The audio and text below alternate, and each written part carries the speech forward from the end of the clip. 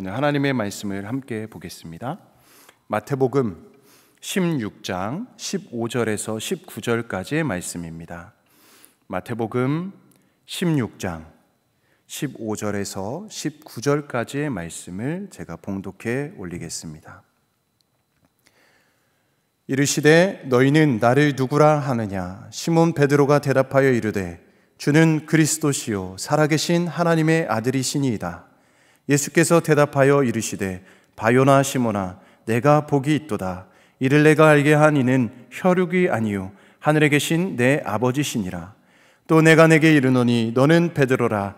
내가 이 반석 위에 내 교회를 세우리니 음부의 권세가 이기지 못하리라.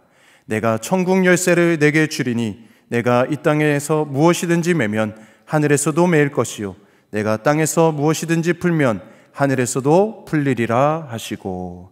아멘. 아멘. 오늘 내 믿음 위에 세워진 교회라는 제목으로 우리 목사님 나오셔서 말씀을 전해주실 때 큰 은혜 받으시길 바랍니다. 할렐루야.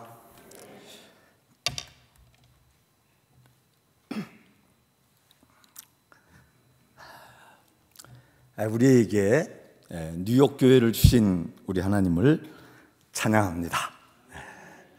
우리 가까이 계신 분들과 함께 인사할 때 당신과 한 교회가 되어서 행복합니다.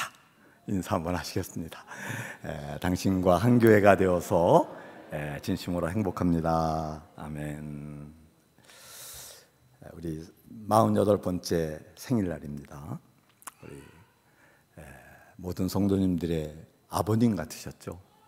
제게도 교회를 방문하면 항상 아버님처럼 그렇게 손을 잡아주시던 장로님, 이제 천국에 환송하게 됐습니다. 가족들에게 위로와 사랑이 있기를 바라고, 또 우리 장로님 하늘에서 땅에서의 수고를 다 끝이시고 질병도 끝이시고 영광과 평안으로 충만하시기를 간절히 기도를 드립니다. 우리 오늘은 교회에 대한 우리 주님의 말씀을 묵상하고 교회에 대한 우리 교회에 대한 우리의 마음을 세우도록 그렇게 하겠습니다. 우리 마태복음 16장 이 말씀은 예수님이 십자가 죽음에 대해서 첫 번째로 예고하신 이러한 말씀입니다. 우리 한번 말씀을 보겠습니다. 1절에는 바리새인과 사두개인들이 와서 예수를 시험하여 하늘로부터 오는 표적 보이기를 청하니, 4절에서 악하고 음란한 세대가 표적을 구하나 요나의 표적밖에는 보여줄 표적이 없느니라 하시고 그들을 떠나가시니라. 요나의 표적은 3일 동안 죽음 가운데 들어갔다가 살아나실 것을 말씀하시는 거죠. 21절, 이때로부터 예수 그리스도께서 자기가 예루살렘에 올라가 장로들과 대제사장들과 서기관들에게 많은 고난을 받고 죽임을 당하고 제3일에 살아나야 할 것을 제자들에게 비로소 나타내시니. 이렇게 마태복음 16장은 주님께서 마지막 십자가에 죽으실 것을 처음으로 예고하시는 이러한 말씀입니다. 이 중요한 말씀을 하시면서 예수님께서 제자들과 함께 꼭 행하시려고 하시는 것이 있었습니다. 그것이 무엇이었을까요? 주님이 떠나시고 나면 제자들이 주님이 떠나신 다음에 무엇을 해야 하는지 그것을 가르치고 준비시키시는 일, 그것을 행하시기를 원하셨던 것입니다. 여러분, 그 일이 무엇이었을까요? 우리 다 짐작할 수 있죠? 제자들에게 교회가 될 것을 가르치시고 그 교회의 사명이 무엇인지 그 사명을 주시는 일이었습니다.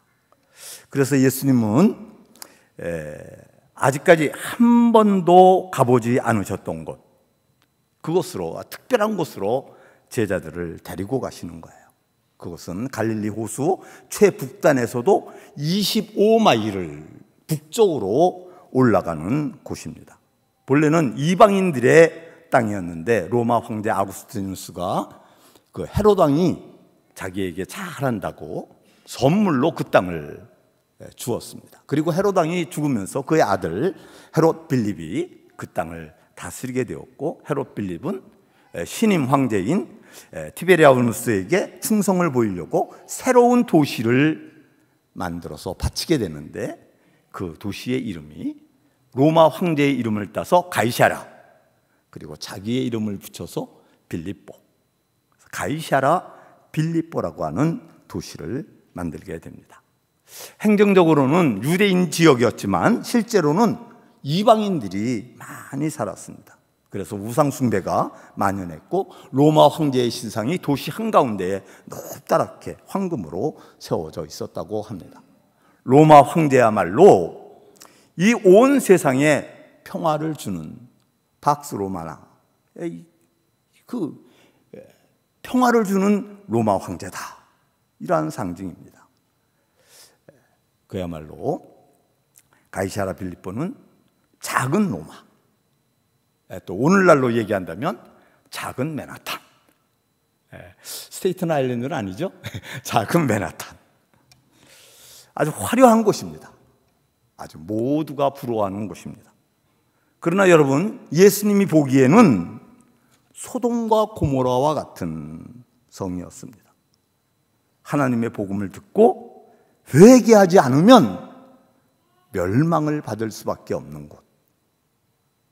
그래서 그곳에 꼭 하나님의 복음을 듣고 회개할 수 있도록 그 일을 행하는 교회가 있어야 하는 곳.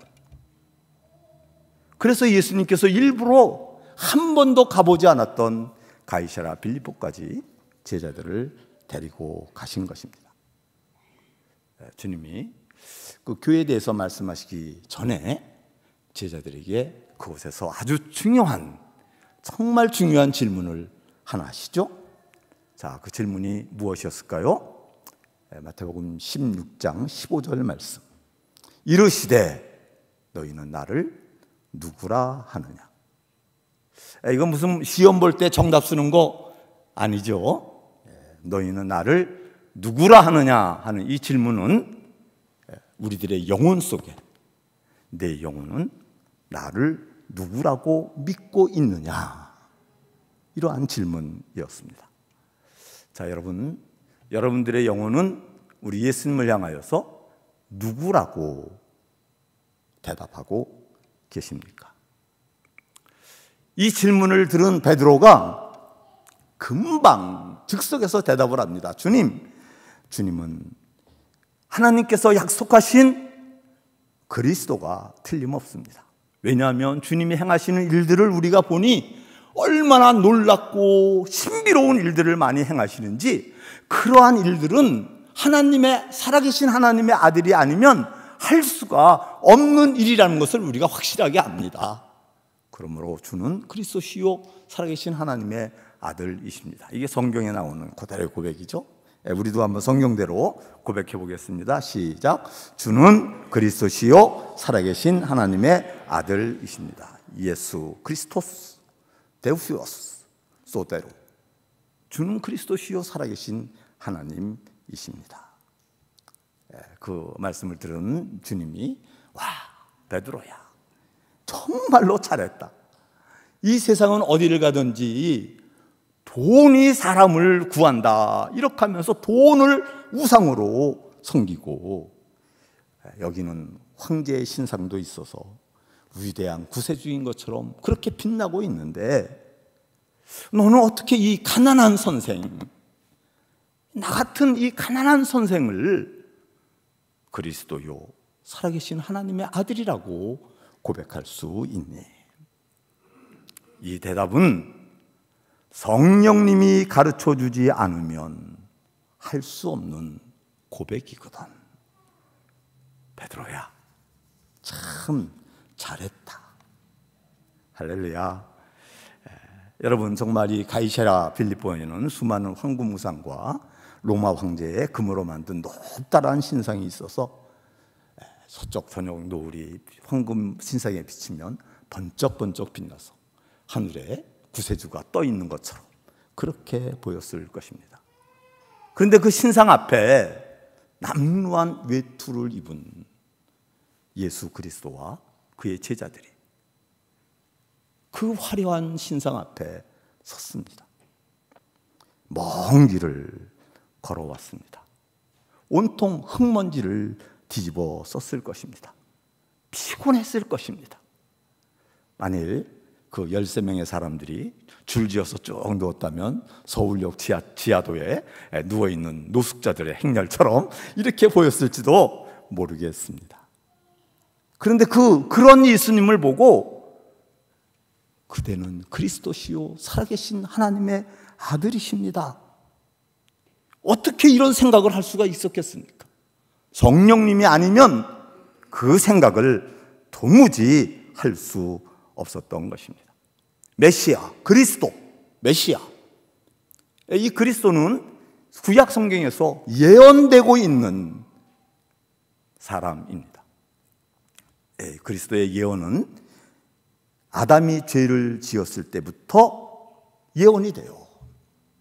아담이 범죄하고 부끄러움 때문에 무화과 나뭇잎으로 그의 옷을 입어서 만들고 이 옷을 입고 숨었을 때 하나님께서 아담에게 가죽옷을 만들어 주시잖아요. 하나님께서 짐승 한 마리를 잡아서 죽이시고 그 가죽을 쫙 벗기어서 옷을 만들더니 아담에게 입혀주시는 거예요. 아담이 그것을 봤을 거 아니에요. 그리고 아담은 그 옷을 입을 때마다 나 대신 죽은 짐승이 있다. 나 대신 죽은 짐승이 있다. 그 짐승의 희생을 기억했을 것입니다. 그 말씀이 창세기서 3장 15절 말씀입니다. 내가 너로 여자와 원수가 되게 하고, 한번 다 같이 읽어보실까요?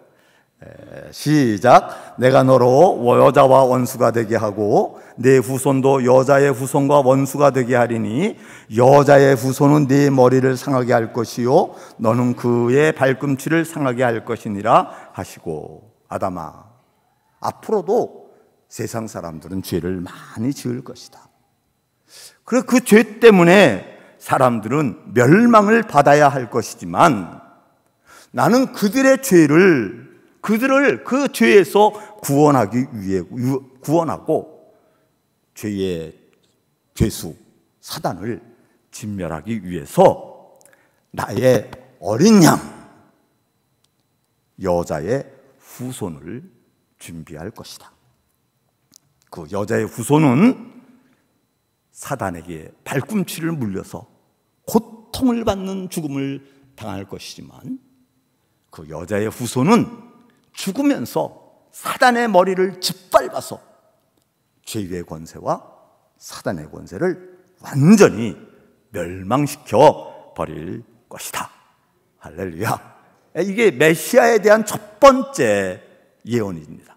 그 이후에도 메시아에 대한 예언은 아브라함을 통해서 또 다윗을 통해서 이사야를 통해서는 그 메시아가 태어날 것, 구체적인 이러한 이야기들, 그리고 그것이 각 담고 있는 신학적인 이야기들을 자세히 설명을 하셨고, 미가 선지자, 요나 선지자, 요엘 선지자, 다니엘 선지자, 이런 선지자들을 통해서 메시아의 탄생을 예언하십니다. 그리고 주님은 그 예언대로 태어나셨고 이 땅에서 사셨고 죽으셨고 부활하시고 앞으로 이 세상을 심판하러 오실 것입니다. 네, 여러분, 우리가 베드로처럼 주는 그리스도시요, 할렐루야, 살아계신 하나님의 아들이십니다, 할렐루야, 고백을 하면 이때 우리 주님이 우리의 고백을 들으시면서 환하게 웃으시면서 잘했어, 성령이 가르쳐 주신 것이야, 할렐루야, 성령이 가르쳐 주신 것이야. 우리 한번 고백 한번 해보겠습니다. 제가 주는 그러면 여러분은 그리스도시요, 제가 살아계신 그러면 여러분은 하나님이십니다, 할렐루야. 자, 주는 살아계신 아멘. 우리 주님이 환하게 웃으시면서 기뻐하신 줄로 믿습니다. 그리고 우리에게 두 번째 중요한 말씀을 하시죠. 이 두 번째 중요한 말씀은 베드로에게 하신 말씀이지만 베드로가 신앙 고백을 했기 때문에 이 말씀을 주셨고, 우리들도 신앙 고백을 하기 때문에 우리들에게도 이 말씀을 주시는 것입니다. 18절 말씀입니다. 또 내가 너에게 이르노니 너는 베드로라. 내가 이 반석 위에 내 교회를 세우리니 음부의 권세가 이기지 못하리라. 본래 베드로의 이름은 시몬이었죠. 이 시몬이라는 뜻은 이름은 뭐 부르려고만 지은 것인데 뜻까지는 뭐 생각할 필요가 없을지 모르겠지만 그래도 뜻은 진흙이라는 뜻입니다. 근데 주님이 이 진흙이라고 하는 이름을 베드로, 반석 이렇게 고쳐주시는 것이죠. 그리고 그 반석 위에 예수님의 교회를 세울 것이다. 부서지기 쉬운 진흙과 같은 믿음이 아니라 아주 교회를 세우시기 위해서 반석과 같이 든든한, 부서지지 않는 그런 믿음을 우리에게 주실 것이다. 이런 말씀입니다. 사실 우리들도 솔직하게 고백을 드리면 주는 그리스도시요 살아계신 하나님의 아들이십니다, 이렇게 고백하며 예배를 나오지만 우리의 마음에 의심이 수도 없이 들어오고, 이거 뭐 이 내 믿음이 언제 바람에 불려가지고 날아가 버릴지 모르는 그러한 연약한 우리들의 믿음이지요. 그럼에도 불구하고 우리가 뭐 30년, 40년, 50년 이렇게 믿음을 지키는 것은 성령님께서 우리의 믿음을 반석 같은 믿음으로 만들어 주시기 때문에 우리가 그렇게 견고한 믿음을 갖게 되시는 줄로 믿습니다. 아멘. 그렇게 견고한 믿음을 우리 주님은 주시면서 그 견고한 믿음 외에 예수님의 교회를 세우시겠다. 여러분, 여러분의 믿음 외에 예수님이 교회를 세우실 때에 그 교회를 아멘, 아멘으로 받으시기를 주님의 이름으로 축원을 드립니다. 우리가 믿음 그러면 번뜩 떠오르는 단어가 있어요. 믿음 그러면 구원. 우리는 믿음으로 구원을 받잖아요. 이게 너무 우리에게 확 들어와 있어서 믿음 그러면 당장 구원입니다. 에베소 2장 8절 말씀, 너희는 그 은혜에 의하여 믿음으로 말미암아 구원을 받았으니 이것은 너희에게서 난 것이 아니요 오직 하나님의 선물이니라.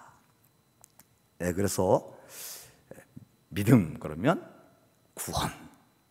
근데 오늘 본문 말씀은 믿음 그랬더니 거기에 구원이 아니에요.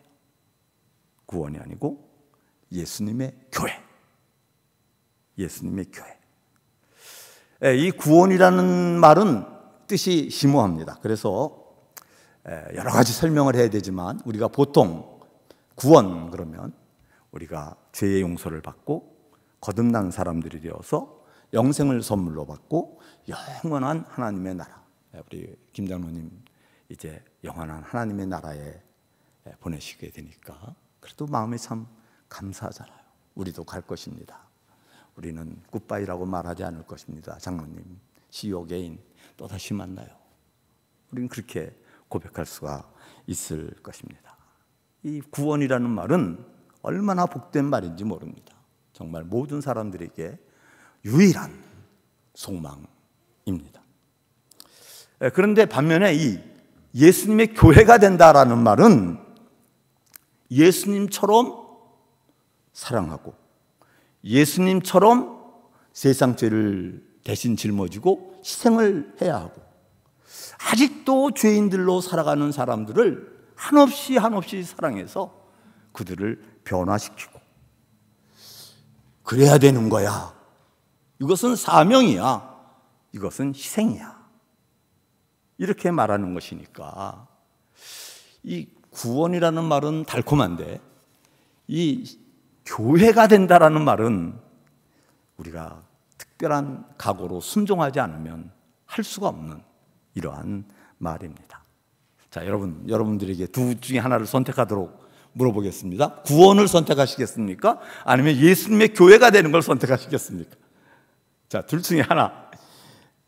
구원을 선택 안 하면 안 되잖아요. 이게 우리 천국에 못 가면 어떻게 해요? 우리 어머니도 못 만나고 꼭 가야죠. 그런데 그러려다 보니까 넌 좋은 것만 택하고 맨날 좀 힘든 거는 택하지 않는구나, 이런 말씀 들을 것 같고, 저는 예수님의 교회가 되겠습니다. 그러니까 너무 힘들고 또 영생도 못 받으면 어떻게 됩니까? 우리는 바울처럼 모세처럼 내 이름을 지워주십시오, 이런 얘기는 못하겠습니다. 이런 생각이 들 것입니다. 그러나 사실 여러분, 우린 이런 걱정하지 않아도 됩니다. 진심으로 구원받은 사람은 예수님의 뜻을 이루기를 간절히 소원을 하죠. 그러니까 예수님의 뜻을 이루기 위해서 자연히 예수님의 교회가 되기를 원하게 됩니다. 이 두 가지는 따로따로 일어나는 게 아니에요. 동시에 일어납니다. 그래서 동전의 양면과 같아요. 하나만 선택할 수가 없어요. 하나를 선택하면 다른 하나가 자연히 따라오는 거예요. 어느 것 하나를 선택하지 못합니다. 그러니까 우리가 구원받은 것을 기뻐하고 감사할 뿐만 아니라 주님처럼 이 땅에서 희생하고 사랑하고 용서하고 사람들을 구원하는 이 일도 하나님 감사합니다, 영광입니다, 이것으로 인하여 내 생애가 보람으로 가득 찬 하나님의 마음에 꼭 드는 생애가 될 줄로 믿습니다. 이런 순종이 있어야 될 줄로 믿습니다. 아멘이시죠? 제가 이거 수정동교회에서 설교했었는데요, 수정동교회는 아멘 했어요. 여러분도 한번 해보세요. 아멘이십니까? 예수님이 제자들과 함께 가이사랴 빌립보에 가신 이유는 교회에 대해서 가르치시는 것이었습니다. 그런데 예수님이 막상 제자들을 데리고 가이사랴 빌립보에 도착했는데 거기는 교회의 모델이 없어요. 거기에 있었던 것은 이방인들, 도시에 꽉 찬 우상들, 로마 황제의 신상, 어디를 봐도 교회다운 교회 이거 하나도 없고 가슴 아픈 일들만 거기에 있었습니다. 여러분, 한번 우상 숭배 사진을 3장을 준비했는데 한번 보시기 바랍니다. 또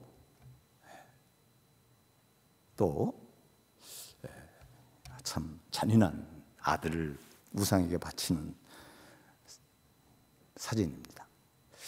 많은 사람들이 우상에게 기도하고 있지만 기도할수록 더 절망에 빠져버립니다. 그들의 기도는 복수를 위해서 기도하고 전쟁을 위해서 기도하기 때문입니다. 돈을 벌어서 물질의 향락을 많이 누리면 내가 죄를 져도 괜찮은, 나를 그런 사람이 되게 해주십시오, 뭐 이런 기도를 하는 거예요. 우상에 절하는 사람들이. 그런 모습들을 가이사랴 빌립보에 가서 예수님과 제자들이 봤어요. 마음이 어떠셨을까요? 전통적인 유대인들은 저러니까 개 같아, 그렇게 얘기를 했어요. 예수님은 그러기 때문에 우리가 이 사람들을 꼭 구원해야 한다. 그런데 이렇게 우상을 숭배하는 걸 봐서는 그들을 구원하는 것은 결코 쉽지가 않겠구나. 그래서 하나님이 내게 천국 열쇠를 주었지 않느냐. 내가 땅에서 매면 하늘에서 매이고, 내가 땅에서 풀면 하늘에서 풀리리라. 죄송합니다. 이 말씀을 좀 더 구체적으로 말씀드리면, 내가 이 땅에서 사단을 꽁꽁 묶으면 하나님께서 하늘에서 묶어주실 것이다. 내가 이 땅에서 사단에 묶인 사람들을 풀어주면 하나님께서 그 사람들을 하늘에서 풀어주실 것이다. 하나님이 반드시 구원해 주실 것이다. 예수님의 생각은 이거였습니다. 자, 여러분, 우리들도 우상숭배 사진을 보면서 어떤 생각을 하셨습니까? 아이고, 저 사진은 나와는 전혀 상관이 없어. 거리가 멀어. 나는 모태신앙으로 저런 거 해본 적도 없어. 저 사람들은 도대체 어떻게 하다 저 꼴이 됐나? 이렇게 생각하시면 유대인들이 이방인들을 향하여 개 같다라고 얘기하는 그 생각이에요.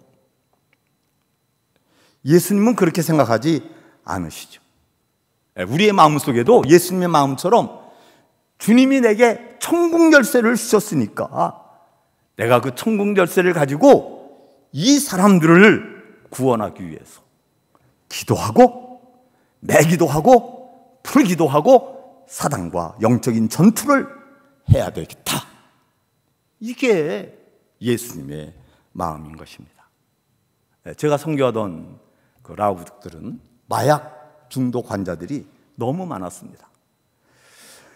그들은 그냥 그들의 인생이라는 거는 마약 중독이 되어가지고 가시처럼 빼빼 말라서 그래서 그냥 하루 종일 마약을 빻는 거예요. 그러다 그냥 죽는 거예요. 이게 인생이에요. 영상 한번 보실까요? 예쁘죠? 양귀비 밭입니다. 또 이게 마약 중독된 사람들입니다. 여러분, 이분들을 보면서 사람들은 두 가지 종류의 생각을 합니다. 첫째는 얼마나 마약을 많이 먹고 죄를 졌으면 저 꼴이 됐나, 끝장났구나. 둘째는 얼마나 고통스러울까, 인생을 잃어버린 그 신음 얼마나 괴로울까. 그 신음은 나에게 구원해달라고 외치는 마지막 신음소리다. 내가 저들의 구원을 위해서 뭔가를 해야 한다. 여러분, 선교사님들이 가져야 할 생각은 1번입니까? 2번입니까? 당연히 2번이죠. 2번을 안 가지면 선교사가 아니죠. 예수님은 제자들을 가이사랴 빌립보로 데리고 가서 교회를 세우실 것과 왜 그 교회가 있어야 하는지 그 목적을 가르치셨습니다. 우상을 숭배하고 절망하고 죽어가는 사람들을 보게 하시고, 첫째로 그대들은 그대들의 믿음만으로 만족할 것인가, 아니면 이들을 구원하기 위해서 그대들의 믿음에 의해 사랑과 싸울 교회를 세울 것인가. 이들을 보면서도 그대들의 믿음만으로 만족한다면 그대들의 믿음이 세워진 마음은 길가밭이든지 돌짝밭이든지 가시 엉겅퀴 밭이든지 그래서 열매를 맺지 못하는 그러한 믿음이 되고 마는 것이다. 교회는 세상의 세상의 죄인들을 정죄하도록 교회가 있는 게 아니다. 그들의 멸망을 불쌍히 여기면서 그들을 구원하여서 100배의 열매를 맺도록 교회가 있는 것이다. 여러분의 믿음을 옥토에 세워서 나의 말에 순종하는 사람들이 되거라. 사랑하는 여러분, 이것이 우리 주님이 말씀하시는 말씀이요, 이것을 두 말로 줄이면 성교입니다. 여러분, 우리 뉴욕 성결교회는 부자와 나사로가 함께 살았는데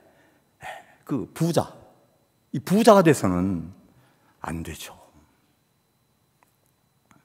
사랑을 받아야만 하는 나사로가 문 앞에 살고 있는데 얼마나 불쌍하던지 개도 와서 나사로의 헌대를 핥아주는데 그 부자는 나는 하나님의 축복을 받았어, 나는 하나님의 축복을 맡았어, 청지기야, 이렇게 말을 하면서도 그 나사로를 구원하려고 하지도 않고 오히려 정죄하는 거예요. 얼마나 게을렀으면 저렇게 됐어, 얼마나 불신앙에 빠졌으면 저렇게 됐어, 정죄를 합니다.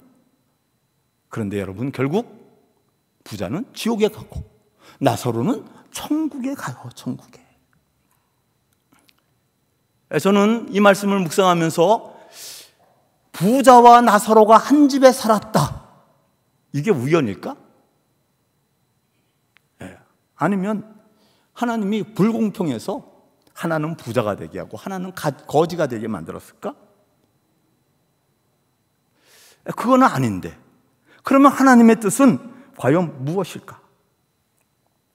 여러분, 하나님의 뜻은 부자가 거지 나사로를 데려다가 따뜻한 물로 목욕을 시키고 새 옷을 갈아입히고 그리고 맛있는 반찬, 밥을 만들어서 나사로를 대접하고 나사로에게 어떻게 일하며 사는지, 어떤 생애가 보람 있는 생애인지, 구원받은 생애인지를 가르쳐주고 나사로는 새로운 삶의 의지를 갖고 부자의 인도를 따라서 새로운 삶을 시작하게 되고, 이게 하나님이 원하시는 그림이었어요.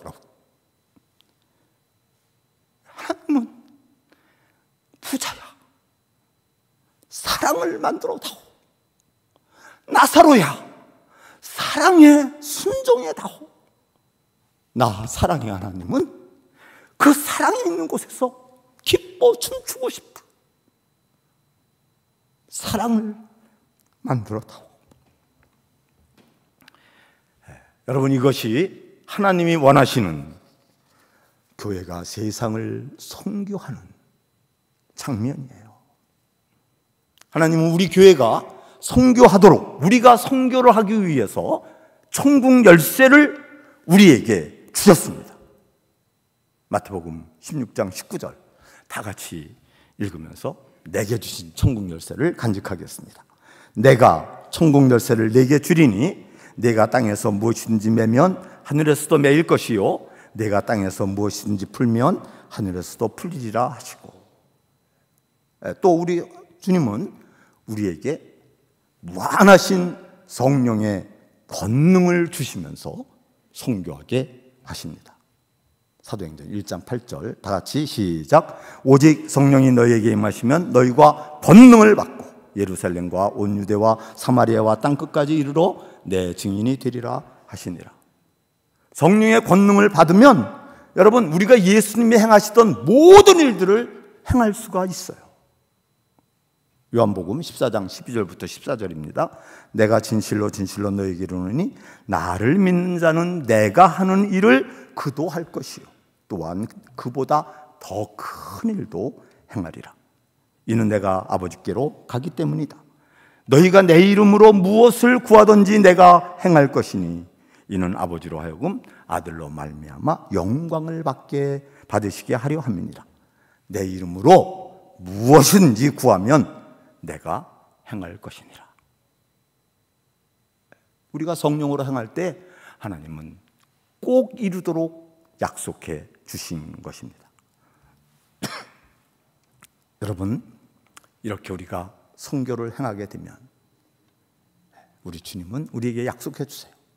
하늘과 땅의 권세를 내가 가지고 땅 영원토록 세상 끝날까지 내가 그대들과 함께 할 것이다. 마태복음 28장 18절 20절입니다. 예수께서 나와 말씀하여 이르시되 하늘과 땅의 모든 권세를 내게 주셨으니 그러므로 너희는 가서 모든 족속으로 민족으로 제자를 삼아 아버지와 아들과 성령의 이름으로 세례를 베풀고 내가 너희에게 분부한 모든 것을 가르쳐 지키게 하라. 볼지어다 내가 세상 끝날까지 너희와 항상 함께 있을 것이니라. 아멘. 이게 우리 주님께서 우리에게 가르쳐 주신 교회의 사명, 선교입니다. 우리 뉴욕 교회는 그동안 우리 주님이 말씀하신 선교에 아주 뜨겁게 순종한 교회죠. 그래서 일찍이 우리 멕시코에 나준영 선교사님을 파송했습니다. 더기 우리 나준영 선교사님은 우리 교회 창립 멤버일 정도죠. 정말 우리들의 끊을래야 끊을 수 없는 주 안에서의 형제입니다. 우리의 항상 친절하셔서 더 말할 수 없는 우리의 친구와 같은 이러한 분이십니다. 또 우리 방주일 선교사님은 우리와 함께 신앙생활 하실 때 우리 교회에 뭐 섬기고 봉사하고 그런 일들은 다 맡아서 하셨잖아요. 아주 얼마나 열심히 헌신의 상징과 같은 존재셨습니다. 그런데 그분이 우리는 멕시코로 파송했습니다. 바울과 바나바를 택하여서 파송한 것처럼 방주일 선교사님은 선교사가 되기 위해서 일부러 신학 공부도 하시고 목사 연수도 하시고 안수도 받으시고 멕시코로 가신 거예요. 보니까 지금은 몸이 너무 약해지셔서 몸을 돌보셔야 하는데 그 어려움 중에서도 하나님이 주시는 선교의 마음을 실천하시려고 기도하시는 모습을 보았습니다. 또 우리 교회의 고등부 때 또 대학부 이때 우리가 가르치고 우리가 위해서 기도하고 우리가 돌보았던 김우진 선교사님, 아르헨티나 말도 못할 오지에 저희가 살던 데만큼이나 그냥 그렇게 그 오지까지 가셔서 또 도움의 손길도 많이 부족한 상태에서 선교를 10년을 넘게 하셨더라고요. 그동안의 선교사님 사모님은 열악한 환경 때문에 아주 힘들어 하셨던 이러한 삶이었는데 저는 그게 아주 충분히 이해갑니다. 그런 분들에게 믿음이 부족하니까 그렇지 기도 안 하니까 그렇지 이런 말씀하시면 안 돼요. 모든 선교사님들의 사모님들이 그런 고통을 겪으세요. 또 우리 뉴욕 선교교회는 저희 라우부족을 아주 크게 선교를 할 수 있도록 이렇게 만들어 주셨습니다. 하나님은 우리 뉴욕 선교교회를 통해서 아름다운 선교를 행하신 줄로 믿습니다. 할렐루야. 혹시 여러분들 마음속에 그랬어? 나 몰랐네. 그러시면서 어느새 그렇게 그런 선교를 했다는 거야. 그런 생각을 하시는 분들이 계시면 웃으셔야지 돼요. 웃으셔야지 돼요. 하나님께서 우리에게 선교를 행하게 하셔서 우리 교회를 영광스럽게 해주셨습니다. 그리고 우리들은 모두 다 한 사람도 빠짐없이 하나님 오늘 제가 선교 헌금을 작정하겠습니다. 쓰고 남은 것으로 하는 것이 아니라 내 생애의 가장 영광스러운 일로 쓰는 것이라고 생각하고 선교 헌금을 작정하겠습니다. 하나님 나는 기도할 때마다 우리 선교사님들의 이름을 빼놓지 않을 것입니다. 나준영 선교사님, 방주일 선교사님, 김우진 선교사님 빼놓지 않고 부를 것입니다. 그들을 축복해 주십시오. 아멘이십니까? 아이고, 목사님 그런 선교는 믿음이 좋은 사람들이나 하지 우리는요 그냥 일도 바쁘고 그래서 잘 못해요. 여러분 그런 생각하시면 안 돼요. 오늘 성경 말씀을 자세히 읽어보면 예수님이 베드로에게 내가 내 교회를 세워서 너 선교하게 만들어줄 거야 이렇게 말씀하실 때 베드로의 믿음이 좋은 믿음이었느냐? 아니에요. 그거 끝나자마자 예수님이 내가 십자가에 달려 죽을 거야 그랬더니 베드로가 예수님 그렇게 하지 마세요 그러다가 예수님이 야 이 사단아 내 뒤로 물러서라. 네가 사람의 생각은 하고 하나님의 일을 생각하지 않는구나. 심한 꾸지름을 들었어요. 그렇게 꾸지름을 들을 수밖에 없는 그런 믿음이었어요. 연약하고 인간적인 믿음이었다고요. 여러분 마태복음 28장 16절부터 20절 말씀을 기독교에서는 교회에서는 그레이트 미션 대사명이다. 이 사명은 잊어버릴 수 없는 엄청난 말씀이다. 장면이다. 이렇게 얘기를 합니다. 그런데 이 가운데 아주 놀라운 말씀이 하나 있습니다. 17절 말씀입니다. 예수를 배웠고 경배하나 아직도 의심하는 사람들이 있더라. 이 대사명을 주님이 명령하시는 그 자리인데 거기에 아직도 의심하는 사람도 끼워가지고 그 사명을 받는 거예요. 주님이 그걸 다 아시면서도 대사명을 맡기시는 거예요. 여러분, 우리가 예수님의 교회가 되고 선교의 명령을 받는 것은 믿음이 좋아서 받는 게 아닙니다. 그러나 그 사명을 갖고 사는 것이 축복이기 때문에 주시는 거예요. 왜 주님은 이렇게 믿음이 연약한 사람들에게도 사명을 주시는 걸까요? 그 약한 믿음 가지고 선교하다가 그냥 지쳐서 쓰러져라, 그건 아니겠죠? 믿음이 연약하다 할지라도 선교를 행하면 그 선교를 통해서 오히려 성령님을 받고 성령님과 동행하여서 든든한 반석과 같은 믿음이 될 수 있기 때문이에요. 벌써 27년 전쯤인데 우리 뉴욕교회 중고등부 학생들이 아주 철부지들이죠. 이 학생들이 그 라오부족에 선교를 왔어요. 댄싱, 워십 댄싱 준비해가지고 신조웨이 신조웨이 그러면서 라이언킹 그 노래를 가사만 바꿔가지고 그렇게 노래를 부르면서 워십을 했습니다. 근데 주님께서 제게 이 학생들이 여기까지 왔는데 너 기도의 체험을 한번 시켜라, 그런 말씀을 주시는 거예요. 그래서 이 학생들을 어떻게 할까요? 그랬더니 마침 마약 환자들을 한 50명 진료하고 있었는데 그 마약 환자들을 위해서 기도하게 해라. 그래서 사무실에서 모여서 기도 먼저 하고 이제 우리가 그 마약 환자들을 위해서 기도하러 갈 거야. 애들이 막 얼굴이 파래지는 겁니다.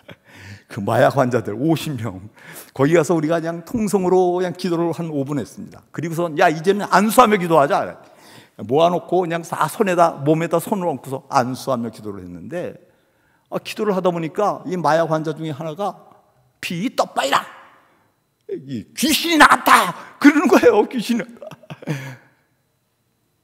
그래서 이제 기도가 다 끝난 다음에 물어봤어요. 너 그 무슨 소리냐 그랬더니 자기의 몸에서 귀신이 빠져나가는 걸 느꼈는데 눈을 떠보니까 귀신이 문 밖으로 도망치고 있더라. 그래서 귀신이 나갔다 그랬다는 거예요. 그 얘기를 했더니 학생들이 와 이게 손발이 막 저리잖아요. 놀랍잖아요. 자기들이 귀신을 내쫓았어요. 귀신을 내쫓아. 우리 둘째 딸 셋째 딸도 그때 같이 기도했는데 지금도 그 얘기를 해요. 내가 선교를 위해서 기도했더니 하나님이 역사하셨어. 사랑하는 여러분, 말씀을 좀 정리하려고 합니다.